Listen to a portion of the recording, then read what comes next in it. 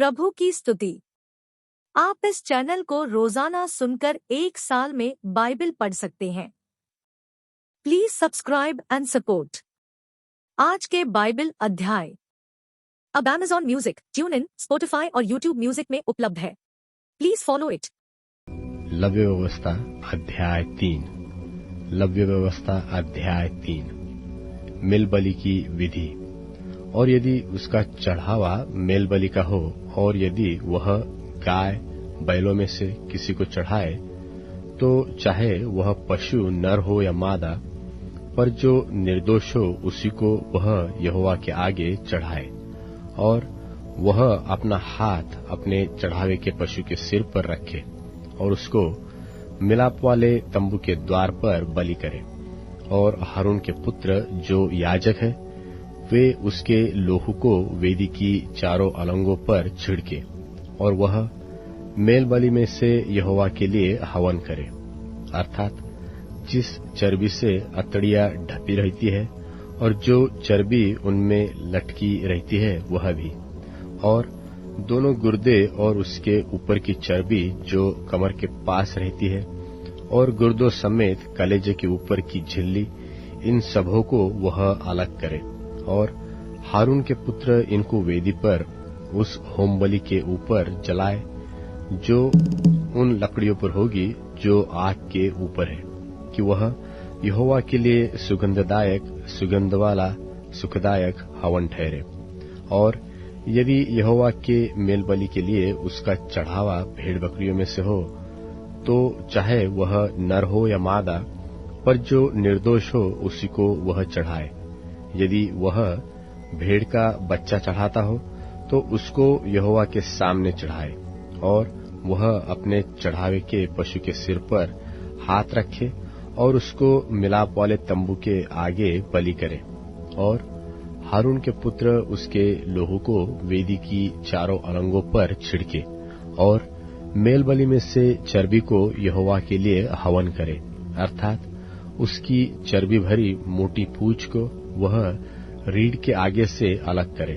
और जिस चर्बी से हथड़ियां ढपी रहती है और जो चर्बी उनमें लिपटी रहती है, और दोनों गुर्दे और जो चर्बी उनके ऊपर कमर के पास रहती है, और गुर्दों समेत कलेजे के ऊपर की झिल्ली, इन सबों को वह हवन करे। और याजक इन्हें वेदी पर जलाए। यह यहोवा के लिए हवन रूपी भोजन ठहरे। और यदि वह बकरा व बकरी चढ़ाए, तो उसे यहोवा के सामने चढ़ाए, और अपना हाथ उसके सिर पर रखे और उसको मिलाप वाले तंबू के आगे बलि करे। और हारून के पुत्र उसके लोहू को वेदी की चारों अलंगों पर छिड़के, और वह उसमें से अपना चढ़ावा यहोवा के लिए हवन करके चढ़ाए, अर्थात जिस चर्बी से अतड़ियां ढपी रहती है और जो चर्बी उसमें लिपटी रहती है वह भी, और दोनों गुर्दे और जो चर्बी उनके ऊपर कमर के पास रहती है, और गुर्दों समेत कलेजे के ऊपर झिल्ली, इन सबों को वह अलग करे। और याजक इन्हें वेदी पर जलाए।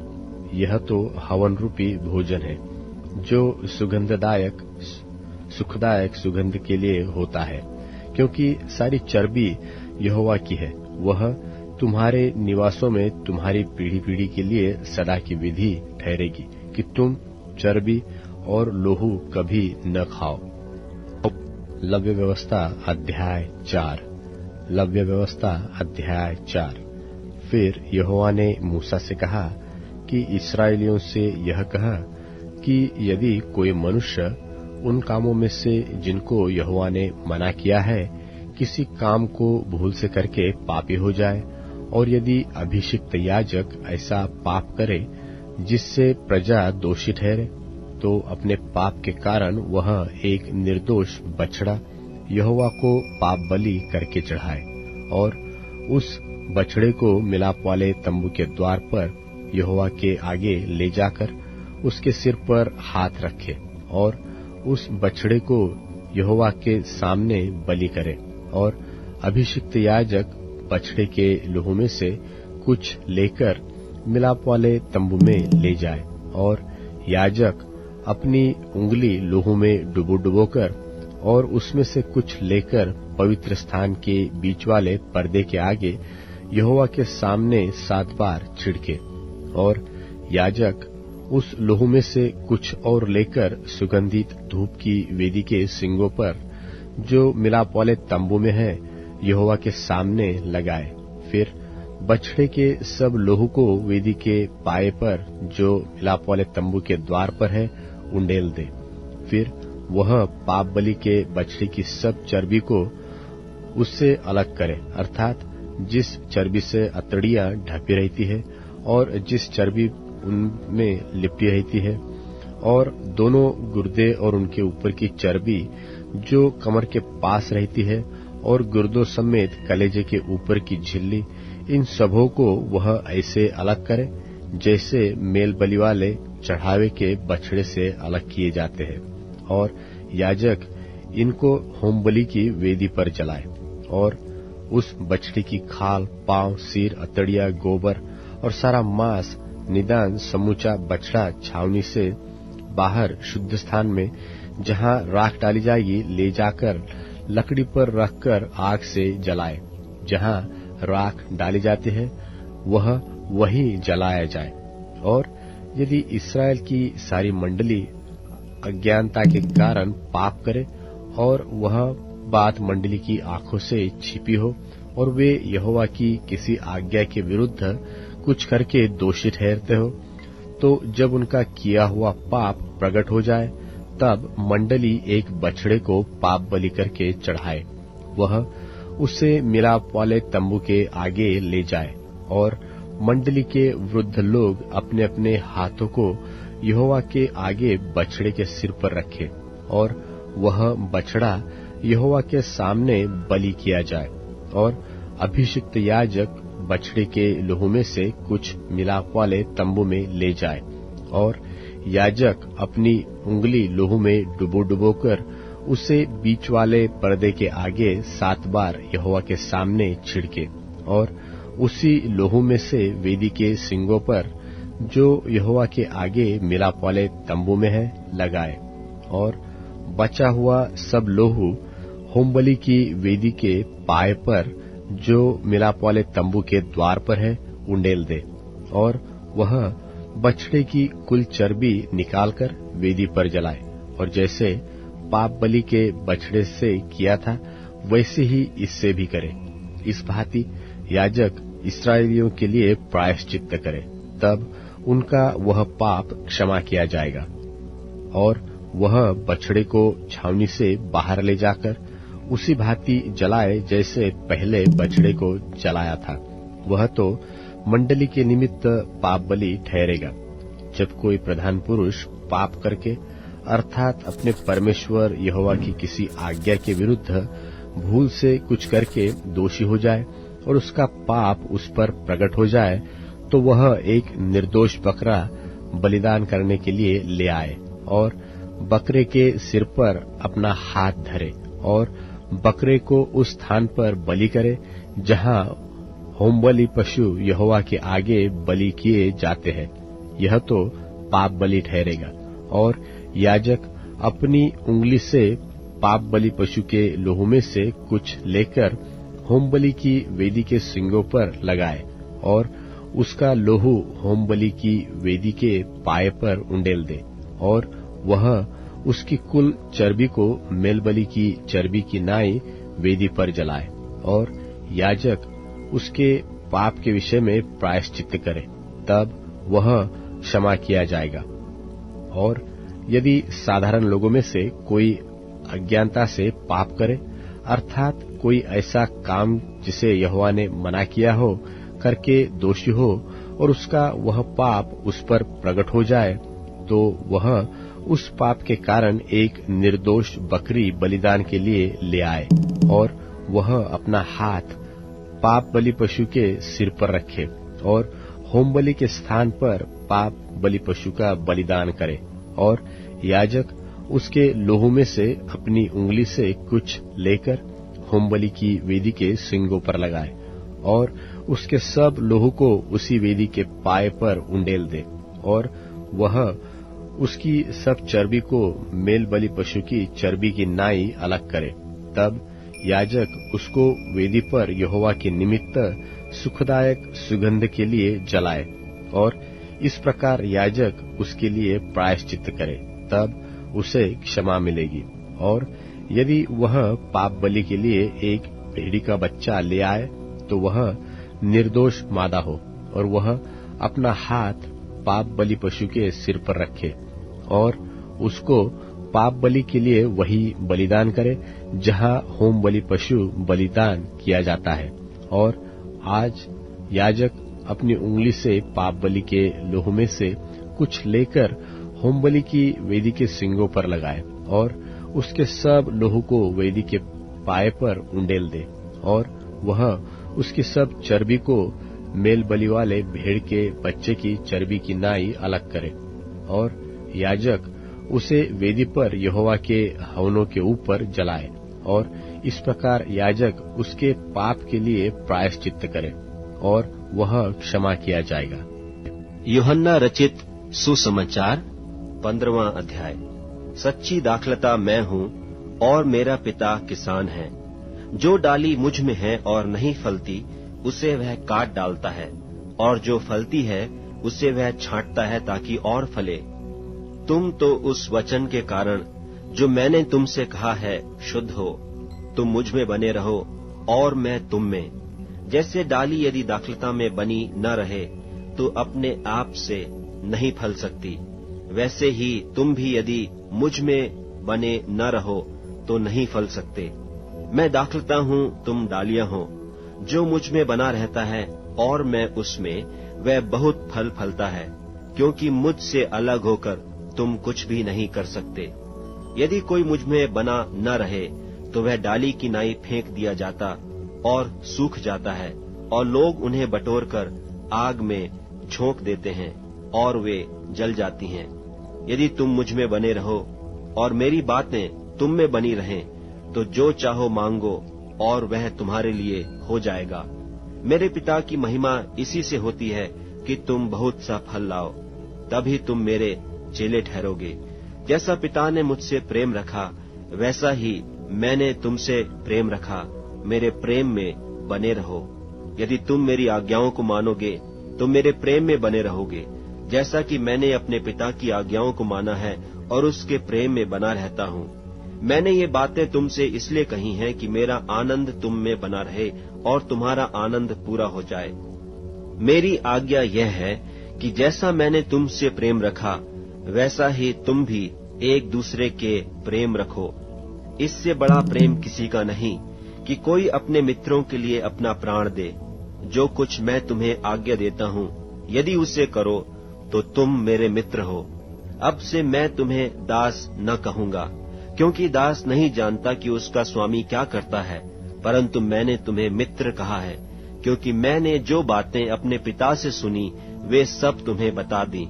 तुमने मुझे नहीं चुना, परंतु मैंने तुम्हें चुना है और तुम्हें ठहराया, ताकि तुम जाकर फल लाओ और तुम्हारा फल बना रहे, कि तुम मेरे नाम से जो कुछ पिता से मांगो वह तुम्हें दे। इन बातों की आज्ञा मैं तुम्हें इसलिए देता हूँ कि तुम एक दूसरे से प्रेम रखो। यदि संसार तुमसे बैर रखता है तो तुम जानते हो कि उसने तुमसे पहले मुझसे भी बैर रखा। यदि तुम संसार के होते तो संसार अपनों से प्रीति रखता, परंतु इस कारण कि तुम संसार के नहीं, वरन मैंने तुम्हें संसार में से चुन लिया है, इसीलिए संसार तुमसे बैर रखता है। जो बात मैंने तुमसे कही थी कि दास अपने स्वामी से बड़ा नहीं होता, उसको याद रखो। यदि उन्होंने मुझे सताया तो तुम्हें भी सताएंगे। यदि उन्होंने मेरी बात मानी तो तुम्हारी भी मानेंगे। परंतु यह सब कुछ वे मेरे नाम के कारण तुम्हारे साथ करेंगे, क्योंकि वे मेरे भेजने वाले को नहीं जानते। यदि मैं न आता और उनसे बातें न करता तो वे पापी न ठहरते, परंतु अब उन्हें उनके पाप के लिए कोई बहाना नहीं। जो मुझसे बैर रखता है वह मेरे पिता से भी बैर रखता है। यदि मैं उनमें वे काम न करता जो और किसी ने नहीं किए, तो वे पापी नहीं ठहरते। परंतु अब तो उन्होंने मुझे और मेरे पिता दोनों को देखा और दोनों से बैर किया। और यह इसलिए हुआ कि वह वचन पूरा हो जो उनकी व्यवस्था में लिखा है कि उन्होंने मुझसे व्यर्थ बैर किया। परंतु जब वह सहायक आएगा, जिसे मैं तुम्हारे पास पिता की ओर से भेजूंगा, अर्थात सत्य का आत्मा जो पिता की ओर से निकलता है, तो वह मेरी गवाही देगा। और तुम भी गवाह हो, क्योंकि तुम आरंभ से मेरे साथ रहे हो। यूहन्ना रचित सुसमाचार 16वां अध्याय। ये बातें मैंने तुमसे इसलिए कही कि तुम ठोकर न खाओ। वे तुम्हें आराधनालयों में से निकाल देंगे, वरन वह समय आता है कि जो कोई तुम्हें मार डालेगा, वह समझेगा कि मैं परमेश्वर की सेवा करता हूँ। और यह वे इसलिए करेंगे कि उन्होंने न पिता को जाना है और न मुझे जानते हैं। परंतु ये बातें मैंने इसलिए तुमसे कही कि जब उनका समय आए तो तुम्हें स्मरण आ जाए कि मैंने तुमसे पहले ही कह दिया था। और मैंने आरंभ में तुमसे ये बातें इसलिए नहीं कही क्योंकि मैं तुम्हारे साथ था।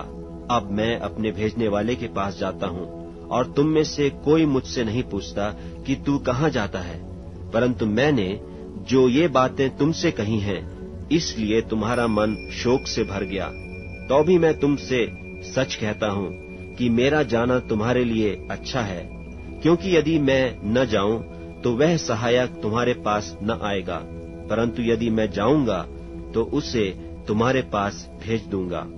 और वह आकर संसार को पाप और धार्मिकता और न्याय के विषय में निरुत्तर करेगा।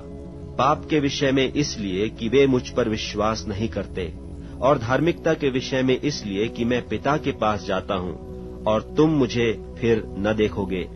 न्याय के विषय में इसलिए कि संसार का सरदार दोषी ठहराया गया है। मुझे तुमसे और भी बहुत सी बातें कहनी हैं, परंतु अभी तुम उन्हें सह नहीं सकते।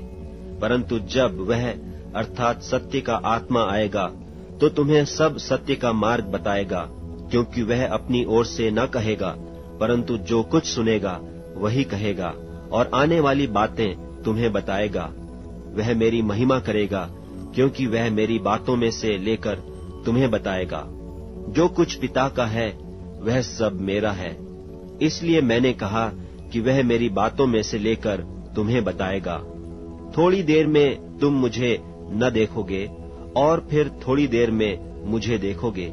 तब उसके कितने चेलों ने आपस में कहा, यह क्या है जो वह हमसे कहता है कि थोड़ी देर में तुम मुझे न देखोगे और फिर थोड़ी देर में मुझे देखोगे? और यह इसलिए कि मैं पिता के पास जाता हूँ। तब उन्होंने कहा, यह थोड़ी देर जो वह कहता है क्या बात है? हम नहीं जानते कि क्या कहता है।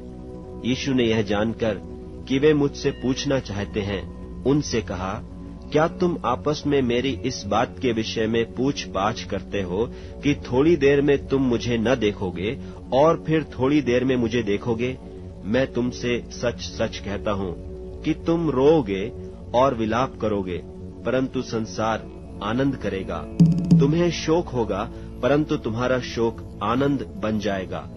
जब स्त्री जनने लगती है तो उसको शोक होता है, क्योंकि उसकी दुख की घड़ी आ पहुंची। परंतु जब वह बालक जन्म चुकी तो इस आनंद से कि जगत में एक मनुष्य उत्पन्न हुआ, उस संकट को फिर स्मरण नहीं करती। और तुम्हें भी अब तो शोक है, परंतु मैं तुमसे फिर मिलूंगा, और तुम्हारे मन में आनंद होगा, और तुम्हारा आनंद कोई तुमसे छीन न लेगा। उस दिन तुम मुझसे कुछ न पूछोगे। मैं तुमसे सच सच कहता हूँ, यदि पिता से कुछ मांगोगे तो वह मेरे नाम से तुम्हें देगा। अब तक तुमने मेरे नाम से कुछ नहीं मांगा। मांगो तो पाओगे, ताकि तुम्हारा आनंद पूरा हो जाए। मैंने ये बातें तुमसे दृष्टांतों में कही हैं, परंतु वह समय आता है कि मैं तुमसे दृष्टांतों में और फिर नहीं कहूंगा, परंतु खोलकर तुम्हें पिता के विषय में बताऊंगा। उस दिन तुम मेरे नाम से मांगोगे, और मैं तुमसे ये नहीं कहता कि मैं तुम्हारे लिए पिता से विनती करूंगा, क्योंकि पिता तो आप ही तुमसे प्रीति रखता है, इसलिए कि तुमने मुझसे प्रीति रखी है और यह भी प्रतीति की है कि मैं पिता की ओर से निकल आया। मैं पिता से निकलकर जगत में आया हूँ, फिर जगत को छोड़कर पिता के पास जाता हूँ। उसके चेलों ने कहा, देख, अब तो तू खोलकर कहता है और कोई दृष्टांत नहीं कहता। अब हम जान गए कि तू सब कुछ जानता है और तुझे प्रयोजन नहीं कि कोई तुझसे पूछे। इससे हम प्रतीति करते हैं कि तू परमेश्वर से निकला है। यह सुन यीशु ने उनसे कहा, क्या तुम अब प्रतीति करते हो? देखो, वह घड़ी आती है, वरन आ पहुंची, कि तुम सब तितर बितर होकर अपना अपना मार्ग लोगे और मुझे अकेला छोड़ दोगे। तो भी मैं अकेला नहीं, क्योंकि पिता मेरे साथ है। मैंने ये बातें तुमसे इसलिए कही हैं कि तुम्हें मुझ में शांति मिले। संसार में तुम्हें क्लेश होता है, परंतु ढाढ़स बांधो, मैंने संसार को जीत लिया है। भजन संहिता अध्याय 37। भजन संहिता अध्याय 37। हे देश देश के सब लोगों, तालियां बजाओ, ऊंचे शब्द से परमेश्वर के लिए जय जयकार करो, क्योंकि यहोवा परम प्रधान और भय योग्य है। वह सारी पृथ्वी के ऊपर महाराजा है। वह देश के लोगों को हमारे सन्मुख नीचा करता और अन्य जातियों को हमारे पांव के नीचे कर देता है। वह हमारे लिए उत्तम भाग चुन लेगा, जो उसके प्रिय याकूब के घमंड का कारण है। परमेश्वर जय जयकार सहित यहोवा नरसिंगी के शब्द के साथ ऊपर गया है। परमेश्वर का भजन गाओ, भजन गाओ, हमारे महाराजा का भजन गाओ, भजन गाओ, क्योंकि परमेश्वर सारी पृथ्वी का महाराजा है। समझ बूझकर बुद्धि से भजन गाओ। परमेश्वर जाति जाति पर राज्य करता है। परमेश्वर अपने पवित्र सिंहासन पर विराजमान है। राज्य राज्य के रईस इब्राहिम के परमेश्वर की प्रजा होने के लिए इकट्ठे हुए हैं, क्योंकि पृथ्वी की ढालें परमेश्वर के वश में है। वह तो शिरोमणि है।